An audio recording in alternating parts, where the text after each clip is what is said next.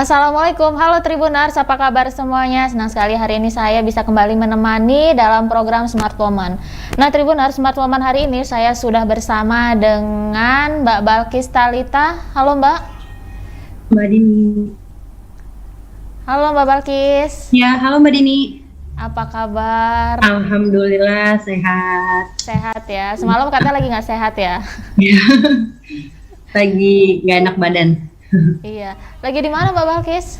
Lagi di rumah ini Mbak. Oh, nggak ada kegiatan hari ini?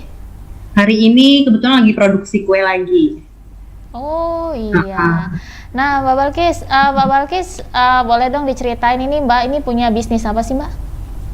Oke, sebelumnya Assalamualaikum warahmatullahi wabarakatuh. Waalaikumsalam. Kenalkan, nama saya Balkis.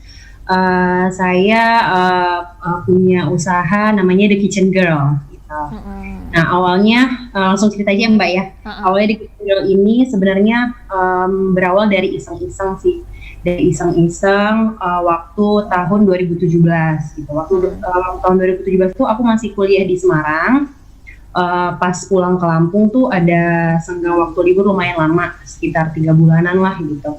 Nah setelah dipikir-pikir kok kayaknya di rumah bosen gitu, nggak ada kegiatan sambil nunggu waktu masuk kuliah lagi kan gitu. Akhirnya aku iseng nih masak, terus itu buat makanan di rumah gitu. Pas dicoba kok kayaknya rasanya lumayan nih, iseng deh dijual gitu. Ternyata teman-teman gitu, terus bisa diterima gitu sama masyarakat. Akhirnya langsung deh aku open order setiap hari, makin hari makin banyak, alhamdulillah sampai sekarang. Iya. Waktu itu yang diiseng-isengin itu buat apa itu Mbak? Oh waktu itu menu pertama kalinya cumi asin pedas. Jadi aku belanja cumi asin di pasar, terus iseng ditumis-tumis aja gimana rasanya biar pedas gitu kan. Soalnya kan anak-anak muda zaman sekarang suka makannya pedas-pedas gitu kan. Akhirnya aku coba masak cumi asin pedas, ternyata banyak yang suka, alhamdulillah. Iya. Nah, kenapa kok Mbak Balkis itu di saat lagi nggak ada kerjaan itu kok milihnya bisnisnya tuh kok kuliner gitu? Kenapa nggak milih bisnis yang lain kayak baju gitu? Kalau aku, kenapa aku milih bisnisnya tuh kuliner? Karena aku ngerasa kuliner ini merupakan passion aku gitu. Aku maksudnya nggak pintar masak ya Mbak, tapi hobi gitu loh. Hobi coba-coba, hobi cari tahu gitu. Rasa ingin tahu masaknya itu besar gitu. Jadi aku pilih untuk bisnis kuliner gitu. Iya. Boleh tahu nggak siapa itu yang ngajarin masak? Apa mamahnya atau siapa atau kursus mungkin? Kalau cumi asin pedas itu aku ini otodidak aja sih Mbak. Aku tuh orangnya suka iseng-iseng aja coba-coba di dapur. Maksudnya asal-asal aja gitu, cemplong-cemplong gitu. Nggak taunya ketemu rasanya yang pas gitu. Alhamdulillah sih dari iseng-iseng aja. Jadi tebak-tebak aja ya mau rasanya gimana? Ya. Pokoknya tebak-tebak aja dulu gitu. Ya, tebak-tebak aja, tebak-tebak terus hari ini buat, besok lagi buat lagi sampai ketemu rasa yang pas gitu sih. Iya. Kok pilihannya cumi asin pedas saat itu? Apa memang doyannya cumi? Karena aku ngikutin ini ya Mbak, ngikutin target pasarku ya, maksudku karena pada saat itu aku lagi ngeliat nih yang pedes-pedes itu lagi tren gitu. Lagi anak muda tuh lagi cari makanan yang pedes-pedes. Waktu itu kalau nggak salah berbarengan sama kayak ceker mercon dan lain-lain gitu. Mungkin Mbak udah tahu juga ya. Jadi aku mikir juga apa yang pedes gitu. Jadi akhirnya aku pilih si cumi asin pedas ini gitu. Iya. Terus jadi waktu itu Mbak Balkis itu kasih ke teman-teman dulu untuk dites gitu ya. Ternyata mereka suka dan akhirnya open order. Ya, akhirnya open order. Alhamdulillah tuh Mbak. Misalnya sehari awal-awal sekitar 40 cup, terus besoknya bisa 100 lebih gitu. Nggak nyangka banget. Cumi asin semua itu sampai 100 itu? Iya, cumi asin. Saat itu masih open ordernya masih di Semarang ya waktu itu ya? Di Lampung. Jadi waktu itu posisinya aku lagi libur kuliah. Aku manfaatin tuh waktu libur kuliah aku tuh untuk jualan cumi asin pedas itu dari rumah. Oh gitu, di Lampung waktu itu ya Mbak ya? Ya. Iya.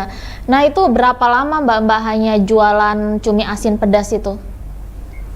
Alhamdulillah sampai sekarang Mbak, menu cumi asin pedas itu masih ada. Nah akhirnya setelah cumi asin ini banyak peminatnya, alhamdulillah aku tambah tuh menu ada salad buah sama bokojo khas Palembang. Jadi aku tambah lagi menunya, dan alhamdulillah ternyata customer pada suka gitu dengan menu-menu yang aku buat. Iya. Nah gitu Mbak, open order apa sih cumi pedas itu sudah melewat Instagram atau baru di WA atau gimana gitu?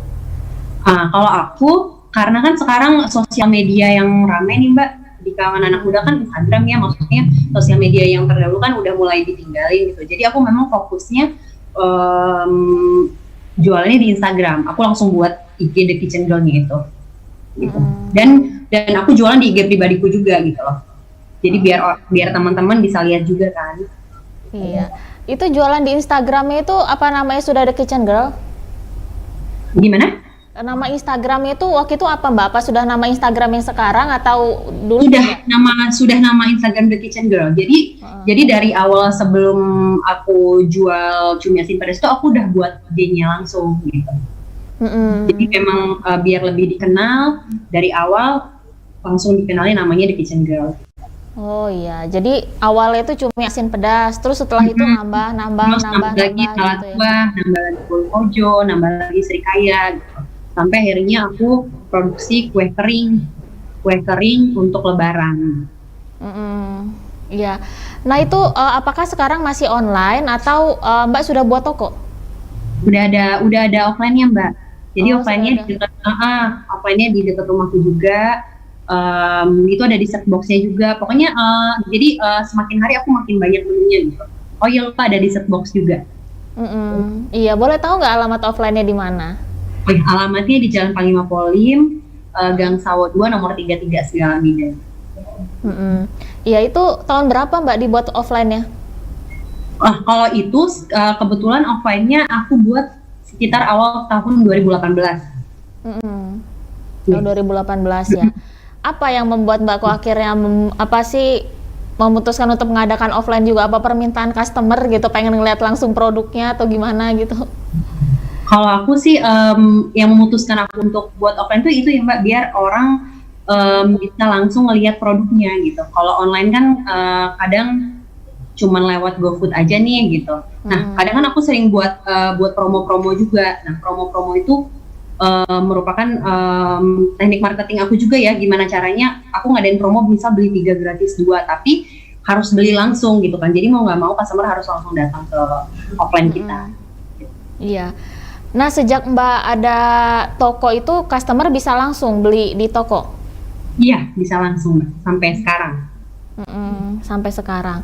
Nah itu kan sebelum Mbak punya toko itu kan Mbak sudah nambah menu terus ya. Itu inspirasinya dari mana sih buat bisa kepikiran mau buat ini gitu? Aku sebenarnya inspirasinya gini Mbak. Aku ngikutin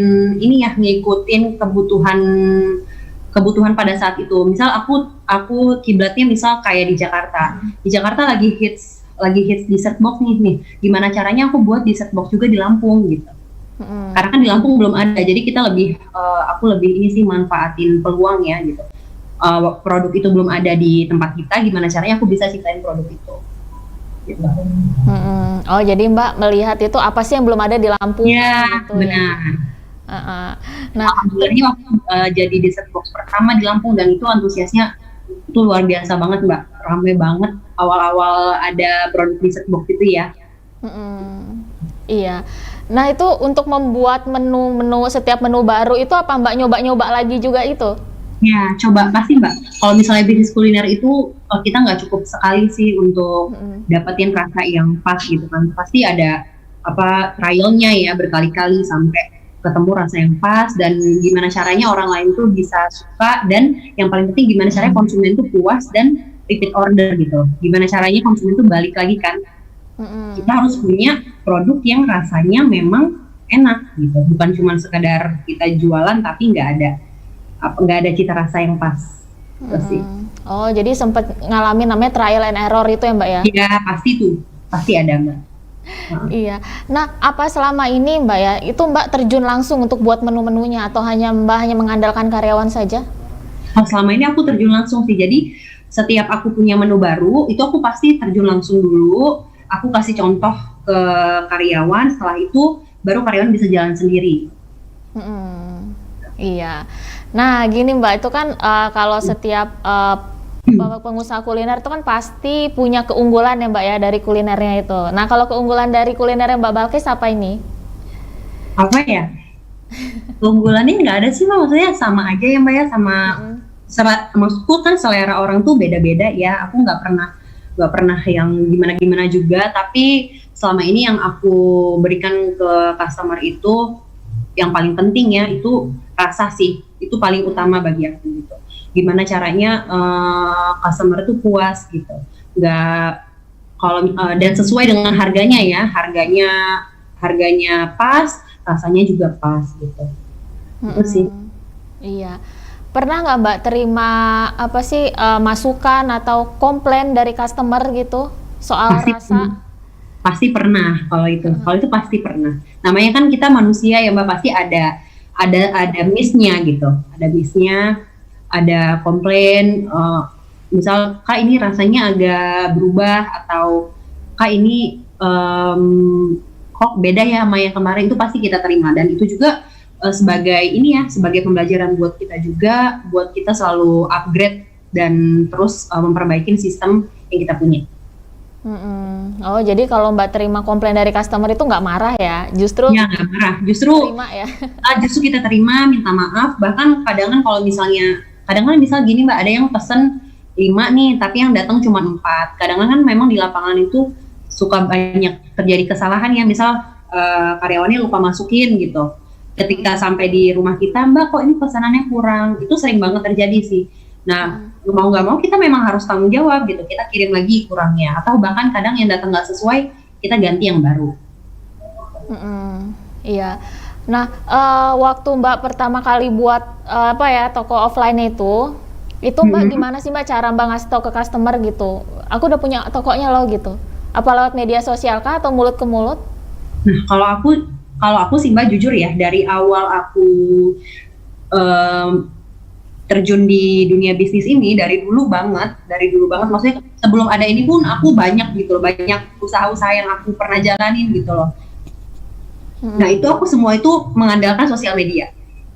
Karena memang benar-benar sosial media itu sekarang benar-benar berpengaruh ya Mbak. Sekarang aja kayak kita lihat berita, lihat informasi, segala macam apapun itu kita bisa dapetin di sosial media. Itu sih. Iya. Nah, Mbak, ini kan toko apa sih penjual kuliner itu kan pengusaha kuliner itu maksudnya kan sekarang kan udah banyak banget. Iya kan? Banyak. Apalagi pandemi ini makin banyak kayaknya kalau saya lihat Iya, itu. makin banyak. Itu Mbak merasa tersaingi nggak Mbak dengan mereka? Alhamdulillah enggak. Alhamdulillah aku nggak pernah. Jadi aku dari dulu aku belajar berwirausaha ini Mbak ya. Maksudnya kan aku juga masih dalam proses belajar gitu. Nah aku tuh dari dulu aku tuh nggak pernah nanemin dalam diri aku kompetitor itu musuh aku gitu. Atau ada orang yang jualannya sama dengan aku, terus aku jadi keki, jadi takut, jadi yang gimana-gimana. Alhamdulillah enggak. Justru aku malah semangat gimana caranya aku bisa untuk tetap berinovasi, karena kan kita punya cita rasa masing-masing gitu loh. Bahkan kadang kan aku kalau misalnya ada yang usahanya sama dengan aku ajak sharing gitu loh, saling support itu sih. Karena kan nggak mungkin kita dalam berwirausaha itu kita satu-satunya yang punya ya. Even itu di pasar pun yang jual ikan bersebelahan gitu. Tapi mereka damai-damai aja gitu sih. Iya. Nah, Mbak gini, pernah nggak sih Mbak dalam menjalani bisnis ini merasakan jatuh Mbak? Atau mungkin omset menurun? Nah itu mungkin bisa dibagi Mbak ke pengusaha kuliner lain itu yang baru merintis gitu ya. Ketika jatuh, omset menurun, itu apa yang Mbak lakukan waktu itu? Oke. Kalau misalnya dalam berbisnis ini pasti kita pernah ngalamin naik turun ya Mbak, ups and downs itu pasti ada gitu. Tapi gimana caranya kita bisa nge-handle itu dengan baik gitu. Nah, itu yang paling penting sih kalau kita mau berbisnis itu, yang utama kita memang harus punya mental yang kuat gitu. Kalau suatu ketika kita menemukan gejolak-gejolak kayak turun omset atau sepi orderan segala macam itu, gimana caranya kita bisa bangkit, terus itu bisa kontrol manajemen kita dengan baik gitu. Yang aku lakuin sih yang pertama selalu positive thinking ya, selalu positive thinking gitu kan, karena yang namanya naik turun tuh pasti ada gitu. Terus tipsnya lagi jangan mudah nyerah gitu. Pas kita omsetnya turun itu bukan berarti kita gagal gitu loh. Justru itu kan sebagai pembelajaran kita untuk lebih semangat lagi, lebih giat lagi. Kita cari nih permasalahannya apa, kenapa ya bisa kayak gini, apa karena produk kita udah ngebosenin gitu, apa karena rasa makanan kita udah nggak enak gitu. Itu memang harus perlu evaluasi Mbak setiap harinya gitu, biar kita bisa terus upgrade, terus berinovasi, dan kalau bisa kita terus cari lagi nih yang baru, apa lagi yang baru gitu, biar customer nggak bosan. Iya. Nah kalau di pandemi ini gimana Mbak bisnis kuliner Mbak? Kalau di pandemi ini Mbak, nah aku mau cerita nih, kalau misalnya di tahun lalu nih Mbak, awal kita pandemi itu memang sangat berpengaruh banget ya Mbak, bener-bener kerasa banget turunnya. Tapi alhamdulillah nih di pandemi tahun kedua ya, kita berarti udah masuk tahun kedua ya Mbak, tahun 2021 ini alhamdulillah udah normal lagi gitu. Normal seperti biasa, kayak nggak ada pandemi gitu. Udah normal. Iya. Dulu gimana Mbak tahun lalu itu kan, gimana cara Mbak itu bisa bertahan Mbak di tengah pandemi itu, di saat banyak pengusaha lain itu yang jatuh gitu? Kalau aku sih sebenarnya gini ya Mbak ya, kalau bisnis kuliner itu kan kuliner ini kan kebutuhan utama ya Mbak, kebutuhan pokok ya. Kita itu kan pasti butuh makan gitu. Jadi aku yakin aja kalau makanan ini pasti dicari sama orang gitu loh. Orang lain pasti butuh makan gitu. Jadi gimana caranya kita tetap kuat, ya tetap aja Mbak, tetap promosi. Kalau aku sih ini ya Mbak ya, kalau aku nih kunci aku dari dulu itu aku nggak pernah berhenti promosi sih, itu aja. Baik itu di sosial medianya bisnisku atau di sosial medianya aku sendiri gitu. Itu sih. Iya. Tapi bisnis Mbak ini nggak sempat tutup sementara gitu, nggak kan? Kayak yang nggak, alhamdulillah nggak tutup. Iya. Nah rencananya nih Mbak, rencananya ke depan ini gimana Mbak? Apa Mbak mau nambah cabang? Kalau rencana ke depan sih belum ada ya Mbak. Maksudnya aku sih masih nyaman dengan yang kayak gini aja gitu. Tapi kalau misal kayak impian gitu, pengen punya toko kue dan lain-lain tuh pasti ada gitu ya. Semoga suatu saat bisa terwujud, itu aja sih. Iya. Kalau mau beli Mbak ini apa hanya bisa langsung datang ke toko atau bisa online gitu? Mungkin maaf lewat Gojek gitu. Oh iya bisa. Jadi selain ke toko Mbak bisa pesen di GoFood. Di GoFood itu kita udah ada, di GrabFood juga ada. Terus kalau misalnya mau pesen lewat WhatsApp, misal mau pesen salad buah sekian banyak gitu untuk acara ya Mbak, itu bisa pesen lewat admin WhatsApp juga gitu. Makanya kita udah ada semua di bio Instagram kita. Iya, itu ready stock semua ya Mbak ya, atau ada yang harus PO? Ready stock semua. Ready stock semua. Nah itu Mbak, jadi kuliner Mbak ini salad ada, lauk juga ada gitu ya? Lauk juga ada. Salad buah, jadi aku ada salad buah, ada dessert box, terus ada lauknya juga, cumi asin pedas, nasi bakar, terus rice bowl gitu-gitu ada juga Mbak. Terus kemarin ini yang paling terakhir sih aku produksi kue kering selama bulan puasa kemarin, untuk lebarannya aku open order kue kering. Iya, jadi ini mendeskripsikannya gimana Mbak ya? Soalnya kan semua dijual ya Mbak di tempat Mbak ini kan, lauk dijual, dessert dijual, kue kering juga dijual, gitu. Jadi ini mendeskripsikannya apa nih Mbak? Toko apa gini nih? Mendeskripsikannya apa ya? Ya bingung juga mana. Soalnya ini sih aku jual ya di sini ya. Iya, jadi makanan ada, terus cake ada, ya, maksudnya dari yang asin-asin, pedas, manis itu ada gitu. Ya semuanya ada sih Mbak. Semua ada ya, lauk ada, semuanya kue kering ada, dessert ada, cake juga ada.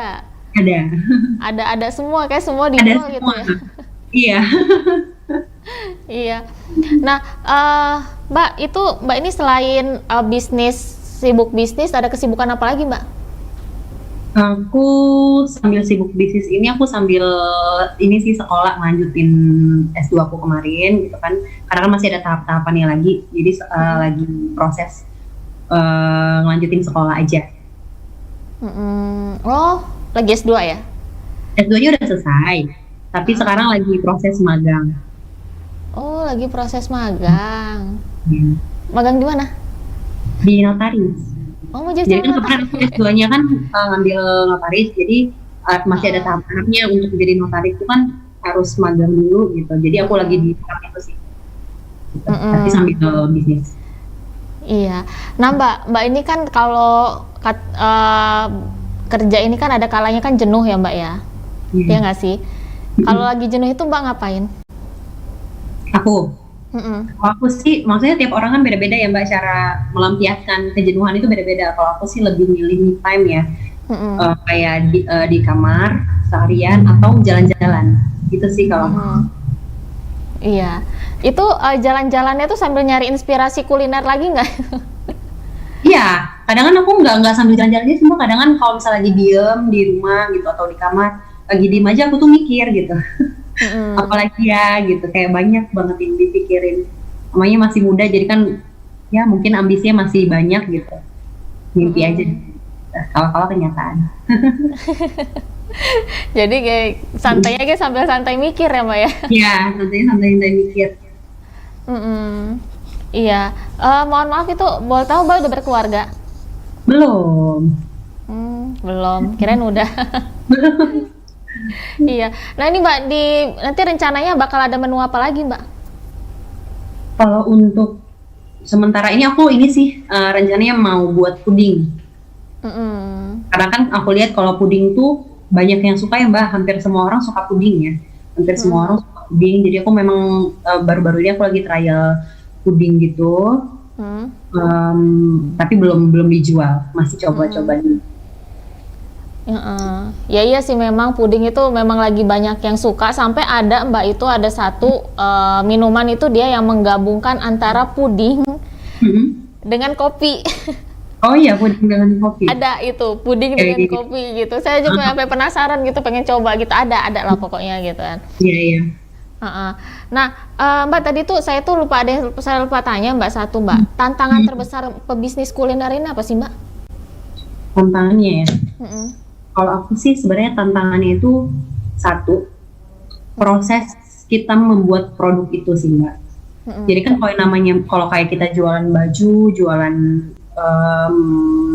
celana gitu kan, kalau kita bukan penjahit, bukan kita yang menjahit ya, maksudnya kadang-kadang kita bisa beli langsung di pasar atau di mana gitu, di distributornya gitu. Tapi kalau misalnya bisnis kuliner kan kita mulai dari nol, dari kita belanja bahannya, dari kita masaknya, dari kita buat kuehnya gitu. Memang kalau kuliner butuh proses yang panjang gitu. Tantangannya di situ sih menurut aku. Gimana caranya kita punya produk yang memang rasanya itu bisa disukai gitu sama kita.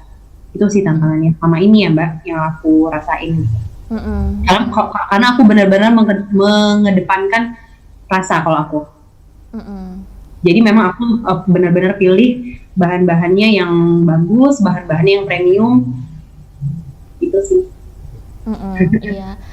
Nah Mbak, pernah nggak Mbak itu ngalamin apa ya, kesulitan nyari bahan baku? Pernah banget Mbak, sering banget terjadi. Apa yang dilakukan ketika itu?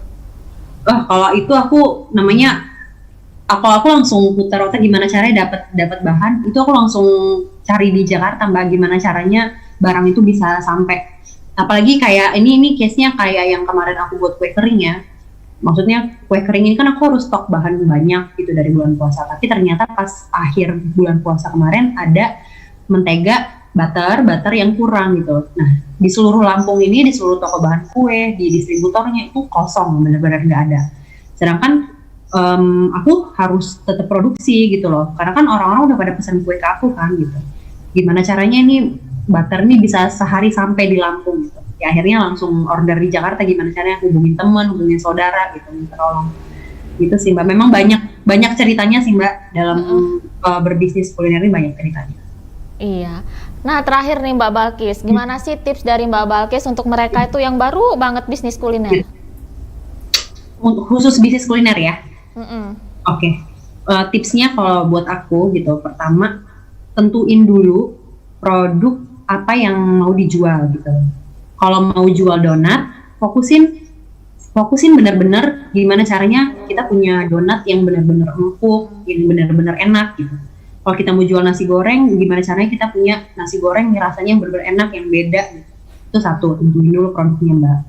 Yang kedua, itu yang tadi aku bilang, kita harus punya rasa gitu, punya rasa yang benar-benar bisa dijual, yang enak gitu, yang bisa diterima. Karena kalau misalnya makanan udah makanan nih nggak enak, pasti customer nggak akan balik lagi kan. Sama kayak kita Mbak, kalau kita belanja nih beli makanan, terus rasanya kayaknya kurang pas, Mbak bakal beli lagi nggak? Kalau nggak pas ya nggak beli lagi. Ya gitu. Nah itu dia, gimana caranya kita tuh, tantangannya adalah itu, bagaimana cara kita punya produk yang orang lain tuh bakal beli lagi, beli terus, kangen. Terus kalau misalnya misal dia pengen nasi goreng nih, ingatnya itu nasi goreng kita gitu. Misal, oh nasi gorengnya Mbak Dini aja tuh enak di situ gitu. Nah itu sih Mbak yang harus disiapin gitu. Jadi memang kita harus bersaing di situ. Kita harus punya cita rasa yang enak gitu. Terus itu yang ketiga, siapin media untuk promosinya gitu loh. Mau lewat apa nih? Mau lewat Instagram kah? Atau mau lewat Facebook? Atau mau langsung keliling, atau mau langsung buka outlet gitu kan? Itu bisa ditentuin dari sekarang. Tapi kalau menurutku untuk pemula yang paling mudah itu adalah lewat sosial media. Karena sosial media itu benar-benar sangat membantu banget Mbak. Maksudnya kita bisa promosi cukup lewat handphone, terus kita bisa langsung liatin produk kita di sosial media kita gitu. Itu benar-benar sangat membantu ya kalau untuk pemula menurutku. Mulailah dari sosial media, itu benar-benar sangat bagus banget gitu. Apalagi di Instagram kan sekarang udah ada Instagram Ads ya Mbak, ada iklan, kita bisa bayar iklan dan lain-lain gitu. Terus apa lagi ya, tipsnya yaitu yang keempat, jangan malu untuk promosi gitu. Itu sih kalau ini kunci aku dari dulu ya, nggak pernah malu gitu loh. Kalau aku dulu, maksudnya aku nih sebenarnya dagang dari SMP Mbak. Maksudku di anak-anak seusia aku yang saat itu sekolah pulang, sekolah les, sekolah ekstrakurikuler, itu aku udah coba-coba dagang, jualan gitu ke sekolah gitu, dan aku nggak malu gitu. Nah itu sih yang harus ditanamin sama generasi muda zaman sekarang, nggak usah ngedepanin gengsi gitu loh. Apapun, mau jual apapun, itu nggak usah malu, itu sih. Dan yang terakhir, semangat terus, jangan lupa selalu berinovasi, terus itu, dan jangan gampang menyerah gitu. Kalau mau mulai usaha itu memang harus siapin mental yang kuat gitu, jangan cepat melempem, itu aja sih. Iya. Bisnis Mbak saat ini baru kuliner ya? Ada bisnis lain nggak? Ada, kebetulan ada. Jadi aku kemarin habis bisnis kulinernya aku expand. Aku ada toko sepatu Mbak di Jenderal Sudirman. Aku bisnis sepatu juga. Terus itu sama yang terakhir aku bulan November kemarin aku launching jilbab. Enggak, itu toko sepatu namanya apa Mbak? Aku sering loh main ke daerah Sudirman. Melstore Jakarta ya, tahu? Oh iya, yang deretan SMP 23 itu ya? Iya, di situ. Oh, dari tahun berapa itu tokonya? Dari tahun 2018 akhir Mbak. Oh gitu, itu sepatu jual apa itu Mbak? Itu jual sepatu cewek semua. Terus ada dompetnya juga, ada tasnya juga. Dan sepatunya itu garansi 30 hari, harganya itu kisaran 90 sampai 130 aja. Main-main Mbak. Oh iya. Ya aku memang sering ke daerah Sudirman gitu, karena daerah situ kan ada toko baju, ada toko sepatu gitu. Justru aku jarang masuk mall gitu loh Mbak. Iya benar. Nah itu semua cewek itu yang dijual di Melstore itu? Iya, Melstore khusus perempuan semua. Terus satu lagi bisnis apa Mbak? Satu lagi bisnis jilbab namanya Talita. Itu aku baru launching akhir tahun lalu. Itu masih online sih. Aku jual jilbab voal premium segi 4. Karena kan aku hari-harinya pakai. Jadi aku jual apa yang sering aku pakai. Gitu sih. Itu masih online. Apa Mbak nama IG-nya? Boleh dikasih tahu nggak? Namanya Talita Official. Ada di IG ku. Oh, Talita Official. Yeah. Jadi semua ya dicobain. Ntar lagi jangan. Ntar lagi buat bisnis baju Mbak, jangan bentar lagi. Amin, insya Allah pengen sih Mbak, udah mikir-mikir. Heeh. Iya. Oke Mbak Balkis, terima kasih banyak ya Mbak ya Iya, atas waktunya ya. iya, sama-sama Mbak. Jangan bosan ya. Ya, siap. Oke, Udah terima kasih Mbak Balkis, sampai bermanfaat ketemu ya. lagi. Ya. Mm-mm. Oke Tribuners, itu tadi obrolan kita bareng dengan Mbak Balkis Thalita. Sampai jumpa lagi di Smart Woman berikutnya. Assalamualaikum.